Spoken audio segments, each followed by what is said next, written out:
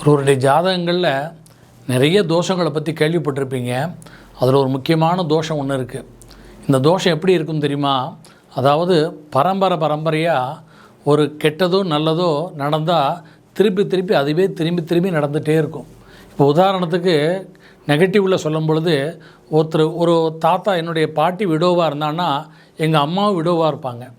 அப்புறம் என்னுடைய மனைவியும் விடோவாக, இந்த மாதிரி தொடர்ச்சியாக விதவைகள் வருவதற்கும், தொடர்ச்சியாக விபத்துக்களில் பல பரம்பரையாக உயிர்கள் போவதற்கும், அகால மரணம் துர்மரணம் ஏற்படுவதும், இதுக்கெல்லாம் புனர்ப்பணக தோஷம்னு என்று பேர்.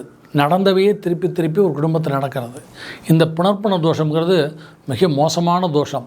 இந்த தோஷம் எப்படி மறுஜென்மம்னு சொல்கிறோம் இல்லையா, புனர்ஜென்மம்னு சொல்கிறோம் இல்லையா, அதே மாதிரி நடந்ததுவே மறுபடியும் நடக்கிறது. இதுக்கு தக்க பரிகாரம் பண்ணி விடுபடலைன்னா நம்ம அந்த தோஷம் பரம்பரையாக தொடரும். அதை நிப்பாட்டணும்.